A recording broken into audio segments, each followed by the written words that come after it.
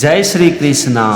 आज हम समझेंगे श्रीमद् भगवद गीता के 6ठे अध्याय का 22वां श्लोक। यहाँ पर भगवान श्री कृष्ण अर्जुन से कहते हैं, यम लब्ध्वा चापरम लाभम मन्यते नाधिकम ततः यस्मिन् स्थितो ना दुखेन गुरु नापि विचाल्यते।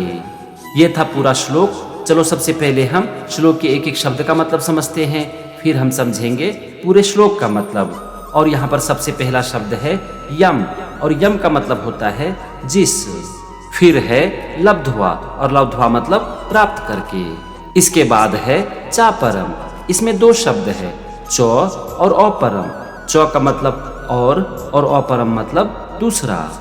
फिर है लाभम, और लाभम मतलब लाभ को। इसके बाद है मन्यते, और मन्यते मतलब मानता है।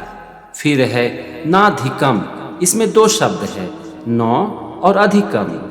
नौ मतलब नहीं और अधिकम मतलब अधिक। फिर है ततः, और ततः मतलब उससे। तो यहाँ पर आप देखो, पहले वाक्य का मतलब हो गया जिस लाभ को प्राप्त करके उससे अधिक दूसरा नहीं मानता। कहने का मतलब है कि जो मिल जाता है उसी में संतुष्ट रहता है। अब हम चलते हैं दूसरे वाक्य पर, और यहाँ पर पहला शब्द है यस्मिन् स्थितो। इसमें दो शब्द है यस्मिन् और स्थितः। यस्मिन् का मतलब होता है जिस अवस्था में, और स्थितः मतलब स्थित। यहाँ पर स्थित योगी के बारे में बात की जा रही है। इसके बाद है ना दुखेन। ना का मतलब नहीं, और दुखेन मतलब दुख से। अगला शब्द है गुरुनापि। इसमें दो शब्द है गुरुना और अपि। गुरुना का मतलब होता है बड़े भारी, और अपि मतलब भी। और अंतिम शब्द है विचाल्यते, और इसका मतलब होता है विचलित होता है।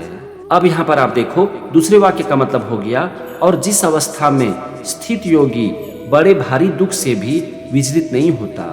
कहने का मतलब हुआ कि जो स्थित योगी होते हैं उसका मन कठिन से कठिन अवस्था में भी विचलित नहीं होता। ये था श्लोक के एक एक शब्द का मतलब और दोनों वाक्य का मतलब। चलो अब हम दोनों वाक्य को मिलाते हैं और समझते हैं पूरे श्लोक का मतलब। यहाँ पर भगवान श्री कृष्ण अर्जुन से कहते हैं कि हे अर्जुन, जिस लाभ को प्राप्त करके उससे अधिक दूसरा लाभ नहीं मानता, और जिस अवस्था में स्थित योगी बड़े भारी दुख से भी विचलित नहीं होता। भगवान यहाँ पर कह रहे हैं कि जो योगी होते हैं उसे जो मिल जाता है वो उसी में संतुष्ट रहता है, और उससे ज्यादा वो किसी भी चीज की कामना नहीं करता। और ऐसे योगी का मन कठिन से कठिन परिस्थिति में भी विचलित नहीं होता।